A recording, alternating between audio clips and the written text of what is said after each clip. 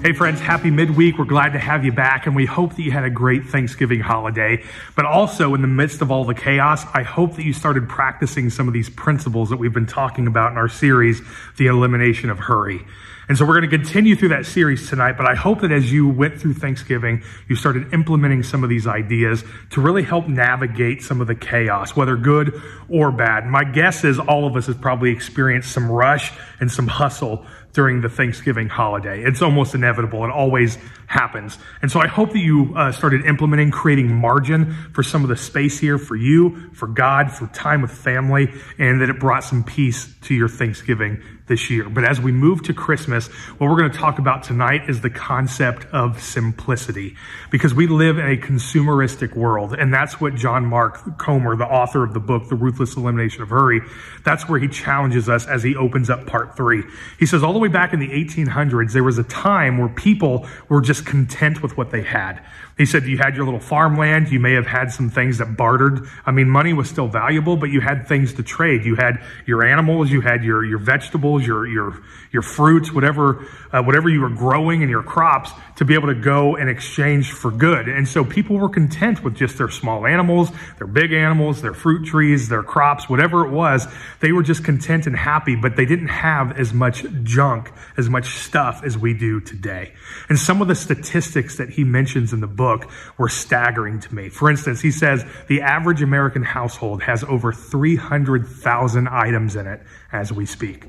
I start looking at my house, I'm like, there is no way. But until you start to move and take everything from here to there, you might actually believe that you have 300,000 plus items in your home. But that's just staggering to me. You know, another statistic is that he says if you take all the storage units in America and put them together, you can house every person in America. That's how much stuff we have. We have so much stuff it doesn't even fit into our homes. We have to pay for storage units just to contain our stuff. And he goes, it's insane. And the reason we got there is because back in the late 1800s, we transferred from this contentment attitude to an attitude of consumerism. And advertisers and marketing experts started to really ramp that up as they started to do a psychological thing on you, which is getting you to believe that you have to have something. And so we move from being content to now coveting what we don't have. And now it's just been nonstop ever since. And as we come to Christmas, I know you see it, because as I grow older, I'm seeing it more and more evident as I look around, is that Christmas has become less about Jesus and more about the sales, more about the deals, more about the presents, right? And as I grow older, it saddens me, although the kid inside of me gets excited about that, but it still saddens me to know that we've removed Jesus and the margin of Christmas, and we've created consumerism. And I'm just as guilty. In fact, I'll tell you a story I'm not necessarily proud of, but it's a story that I'll remember forever because it's just that chaotic. Back in college days, I was coming home. It's about this time of year. I just finished my finals for the semester, so it was about the first week of Christmas break. And so about early December, I'm traveling home, and the PlayStation 3 was about to be released. And so I call Walmart. This is a Tuesday, and it releases on Friday. And I said, hey, what's the program or what's the process in order to obtain one of these? And they go, well, actually, there's a guy in line right now. I'm like, but it's Tuesday. And they said, yeah, that's just kind of how it works. And I said, so if I come tonight, will I be guaranteed to have one? And they couldn't give me an answer, obviously. So I called my parents. I said, hey, I'll see you in a few days. I'm going to go to Walmart, wait in line just to see if I can get one. We'll see where I'm at, and I'll see you in a few days. I mean, I don't have a job to go to. I'm a college student. I'm coming home to see my family. I'm there for a month because college students get a pretty good break. And so my parents won't miss me. So I thought, I've got nothing to lose. Let's just go live a little. And so I go there, I'm number 2 in line, and I wait from Tuesday night all the way through Friday morning when they release it at 12:01 a.m. And I mean, it was so bad that my socks could stand on their own. That's how rugged and nasty I was. Thankfully, I had friends and family, and they came and relieved me in line so I could go eat and use the bathroom and do a sponge bath or whatever I needed to. But nonetheless, I mean, that's an experience that I'll always remember. But I look back now and I think, Brandon, how stupid are you? I mean, did you need to have that? The answer is no.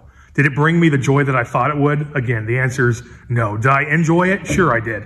But it didn't bring the fulfillment that I thought that it would. And that's the trap of consumerism. You want more, you have more, so then you get more. You make more money, you get that raise, so then you buy more. And when you think that more is good and you're content there, you end up needing more and more and more. And Jesus hits on this quite a bit. In fact, if you look at the message of Jesus, he talks about money and finances 25% of the time when he speaks, at least what the Bible records. 25% of the time Jesus is talking about money. Why? Because he knows what it does to the heart. He knows what it does to the psyche. He knows what consumerism does and how it can destroy the soul a little bit at a time. And he's so concerned, so he tells us to be ready and be prepared. Look at what Luke says in chapter 12. Luke chapter 12, verse 15. Look at what he says. He says, and he said to them, talking about Jesus, take care and be on your guard against all covetousness, for one's life does not consist in the abundance of his possessions. So Jesus is warning us that this idea of covetousness, the idea of having all this materialism, is absolutely meaningless in the grand scheme of things. And we have to keep watch of that. Don't get sucked into it.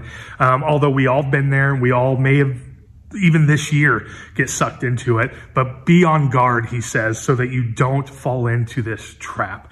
And then if you cross over to Acts chapter 20, look at what said. Luke is writing the book of Acts as well, but look at verse 35 in Acts chapter 20.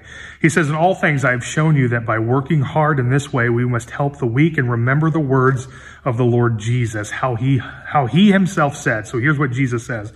It is more blessed to give than to receive.